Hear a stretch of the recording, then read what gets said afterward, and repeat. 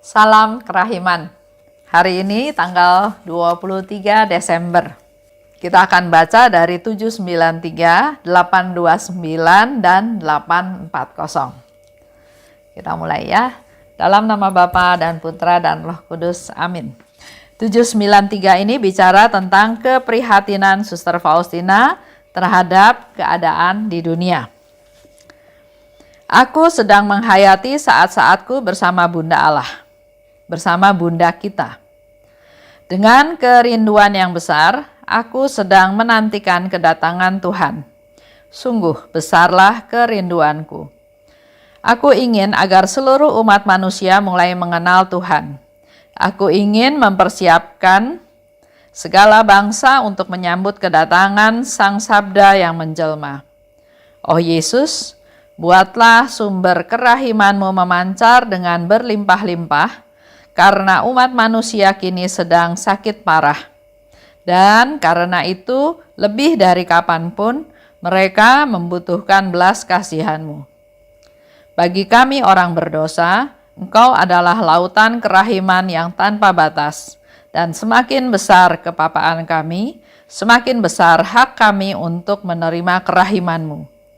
Engkau adalah sumber yang membuat segala ciptaan berbahagia karena kerahiman-Mu yang tak terbatas. 829. Dalam Misa Kudus, bayi Yesus yang mungil adalah sukacita jiwaku. Seringkali jarak tak ada lagi. Aku melihat seorang imam tertentu yang membawa dia turun. Dengan kerinduan yang besar, aku sedang menantikan Natal. Bersama dengan Bunda yang amat kudus, aku hidup dalam pengharapan. 840. 23 Desember 1936. Aku meluangkan hari ini bersama Bunda Allah dan mempersiapkan diriku untuk perayaan meriah kedatangan Tuhan Yesus. Bunda Allah mengajariku tentang kehidupan batin jiwaku bersama Yesus, khususnya dalam komuni kudus. Hanya di alam abadi kita akan mengetahui misteri agung yang dihasilkan oleh komuni kudus dalam diri kita. Sungguh, saat-saat yang berharga dalam hidupku. 793. Aku sedang menghayati saat-saatku bersama Bunda kita. Sekarang dikatakan lagi ya, dia bercerita kepada kita semua bahwa aku, Suster Faustina, sedang menghayati saat-saatku bersama dengan Bunda kita. Kita dianggap sebagai saudaranya Suster Faustina, sahabatnya Suster Faustina, setara ya, karena dikatakan Bunda kita. Bundanya Suster Faustina juga Bunda kita semua. Aku sedang menantikan kedatangan Tuhan, yaitu hari Natal, dengan kerinduan yang besar. Tinggal 2 hari lagi ya, sekarang tanggal 23. Aku ingin, dikatakan oleh Suster Faustina, agar seluruh umat manusia mulai mengenal Tuhan. Aku ingin, ada keinginan supaya semua umat manusia mulai mengenal Tuhan. Umat manusia harusnya sudah kenal Tuhan dari 2000 tahun yang lalu, dari sejak Yesus lahir. Tapi sekarang di sini dikatakan oleh Suster Faustina, dia punya keinginan agar seluruh umat manusia mulai mengenal Tuhan, mulai mengenal Tuhan yang berbelas kasih, Tuhan yang pemurah, Tuhan yang pengampun, Tuhan yang peduli pada kita semua.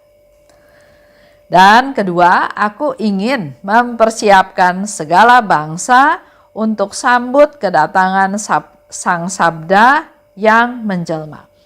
Jadi keinginannya, targetnya, fokusnya Suster Faustina bukan skop kecil, bukan skop pribadi atau skop di kongregasinya saja, tapi skopnya adalah seluruh dunia. Dia ingin seluruh manusia, artinya manusia semuanya yang ada di dunia. Dan dikatakan lagi mempersiapkan segala bangsa-bangsa yang ada di dunia, dia mau mempersiapkan untuk menyambut kedatangan Yesus. Dikatakan lebih lanjut, Oh Yesus, buatlah sumber kerahimanmu memancar dengan berlimpah-limpah. Itu yang dimohon oleh Suster Faustina kepada Yesus.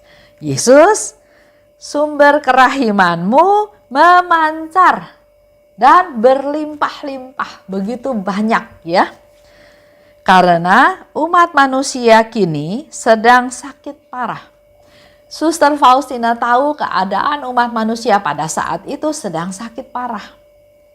Waktu itu terjadi setelah Perang Dunia Pertama. Banyak yang menderita akibat perang. Begitu pula dengan kita semua sekarang ini. Banyak yang menderita, yang meninggal, yang kaya, yang miskin, yang tua, yang muda, yang anak kecil, yang sedang di puncak-puncaknya meninggal karena COVID-19. Dan pandemi yang sekarang ada itu pandemi berdampak kepada seluruh dunia. Umat manusia sedang sakit parah, betul. Di satu pihak ada umat manusia yang tahu bahaya dari COVID-19.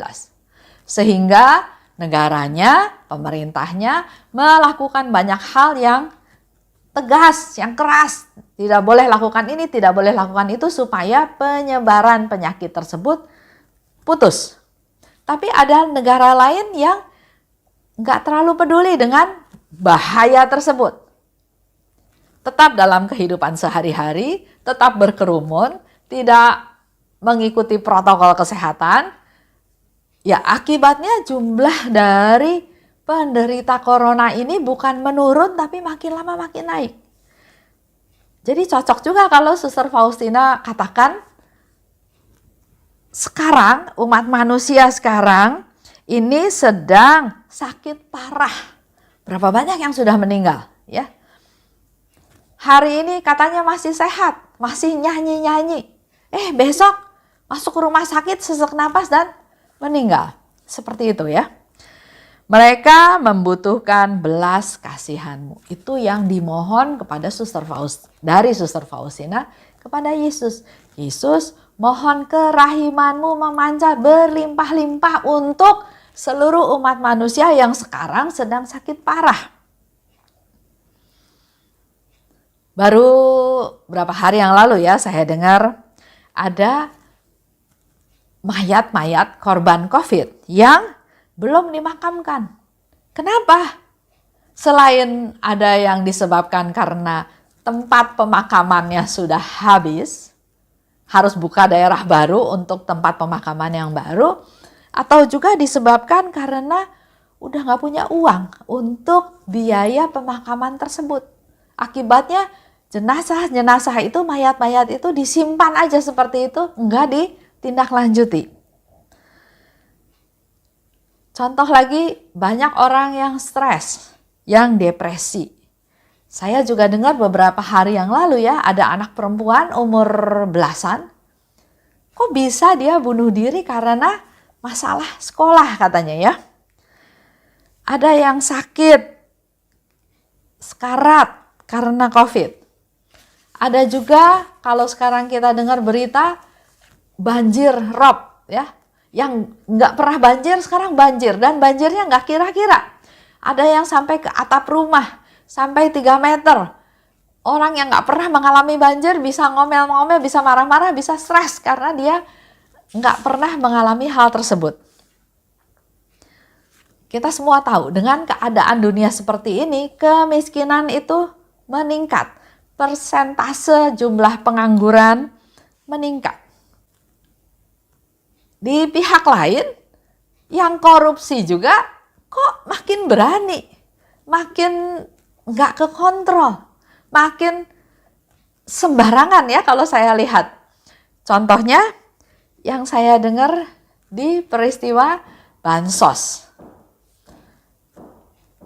Jadi dengan keadaan kemiskinan yang makin tinggi, pengangguran yang makin tinggi persentasenya, kemungkinan orang menjadi jahat juga jadi makin besar persentasenya. Karena sudah terpaksa. Oh ya, saya dengar juga cerita beberapa hari yang lalu ada seorang ibu punya anak 4. Yang satu ikut bapaknya untuk pilkada, yang 3 anaknya di rumah sama ibunya, 3-tiganya dibunuh. Bahkan dia sendiri juga berusaha membunuh diri, tapi keburu ketahuan. Dan sampai sekarang belum terlalu pasti jelas sebabnya. Tapi banyak kalangan menduga karena masalah ekonomi. Saya dengar juga ada satu cerita seorang ibu ya.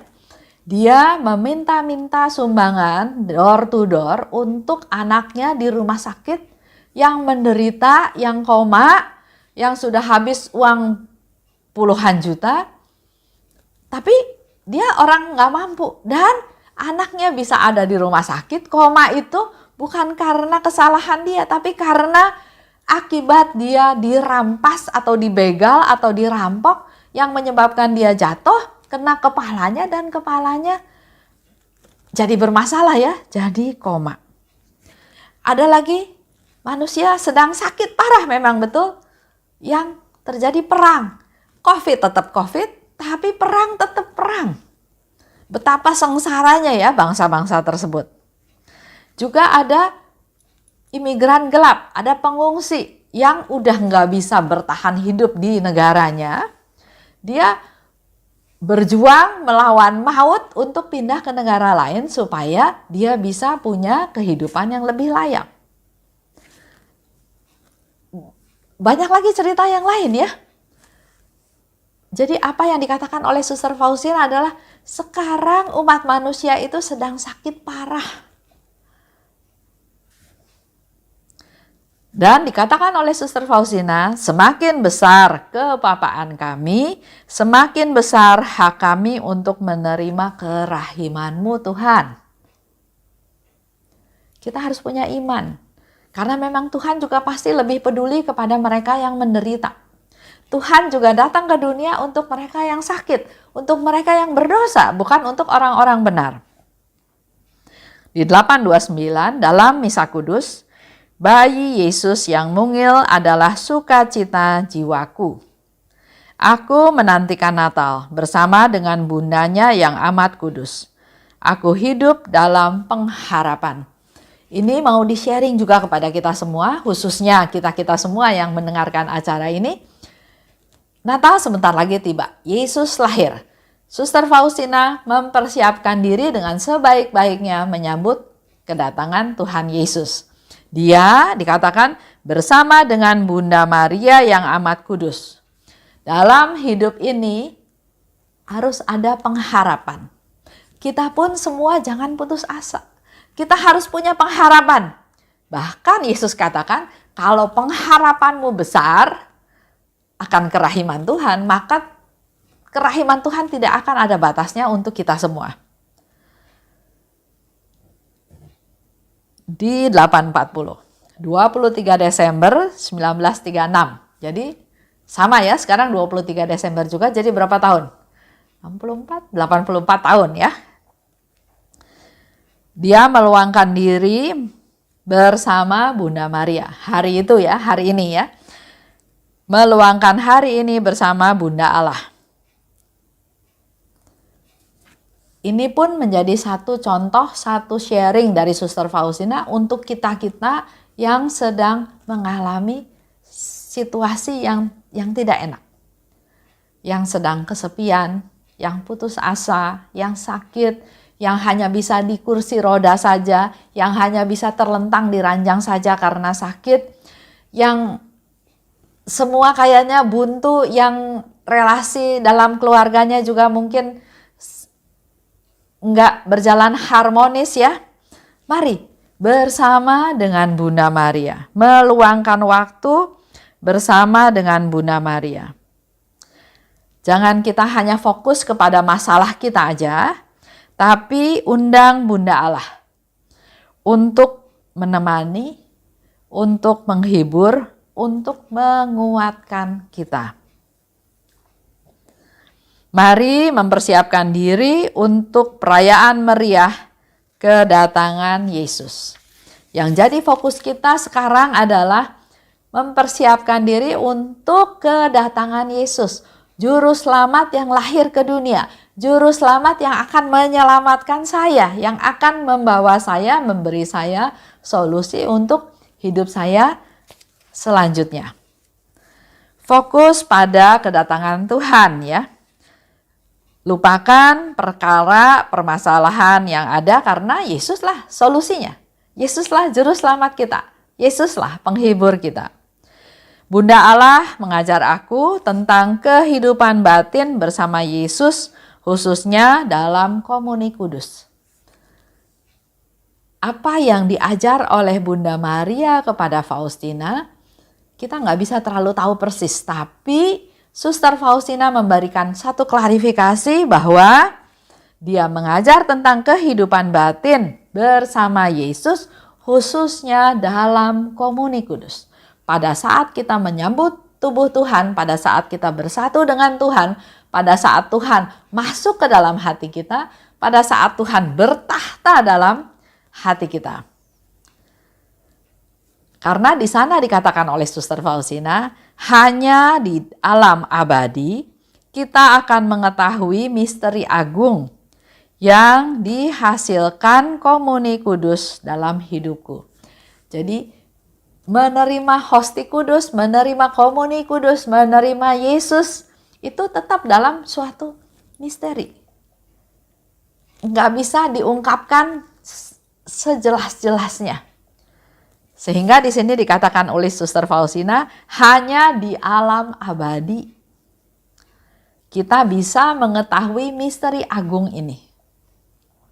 Buat kita semua yang masih di dunia, yang masih ziarah di dunia, yang masih hidup di dalam pembuangan, kata Suster Faustina, manfaatkanlah untuk menerima komuni kudus, menerima hosti kudus, karena dikatakan juga di dalam diary Suster Faustina, di setiap perayaan Ekaristi, Tuhan berkarya. Mungkin enggak kita sadari, tapi Tuhan berkarya. Dan Suster Faustina hari ini kasih tahu, hanya di alam abadi kita bisa betul-betul mengetahui misteri agung ini. Jadi buat Bapak Ibu yang masih bisa menerima komuni pada saat ini, manfaatkan untuk menerima komuni sesering mungkin. Menerima Yesus masuk ke dalam diri kita. Buat kita-kita yang karena masalah usia, ada aturan belum bisa menerima komuni kudus, tetap ikut live streaming, ikut perayaan Ekaristi, ikut dalam komuni batin. Tetap ada misteri-misteri yang terjadi dalam hidup kita melalui perayaan Ekaristi. Itu aja renungan kita hari ini. 2 hari lagi Natal ya. Kita mempersiapkan diri sebaik-baiknya untuk menyambut kedatangan Tuhan kita Yesus Kristus. Kita masuk dalam doa. Dalam nama Bapa dan Putra dan Roh Kudus. Amin. Allah Bapa yang Maha Baik, syukur dan terima kasih atas rahmat-Mu yang Kau berikan kepada kami. Kami memang sungguh rindu untuk menerima hosti kudus. Setelah sekian bulan Tuhan, kami hanya di rumah saja. Kami memang bisa mengikuti live streaming dalam perayaan Ekaristi, menyambut komuni dalam komuni batin. Tapi tetap kami punya kerinduan yang besar Tuhan untuk menerima Engkau secara fisik. Berkati mereka-mereka Tuhan yang sudah bisa menerima dengan berdasarkan ketentuan yang ada, agar Engkau memberkati mereka Tuhan, agar mereka semakin mencintai perayaan Ekaristi, menyambut tubuh-Mu dan hidup menurut kehendak-Mu. Dan kami berdoa buat kami-kami yang belum bisa menerima komuni kudus secara langsung, kami mau serahkan hidup kami ke dalam tangan pemeliharaan-Mu Tuhan. Kami percaya dalam setiap perayaan Ekaristi Engkau juga tetap berkarya, Engkau bekerja, Engkau menyalurkan kasih-Mu kepada kami. Urapi kami Tuhan agar kami mampu merasakan kasih-Mu dan mempersiapkan diri kami untuk menyambut kedatangan Putra-Mu Tuhan kami Yesus Kristus. Kemuliaan kepada Bapa dan Putra dan Roh Kudus, seperti pada permulaan, sekarang, selalu dan sepanjang segala abad. Amin. Dalam nama Bapa dan Putra dan Roh Kudus. Amin. Salam kerahiman.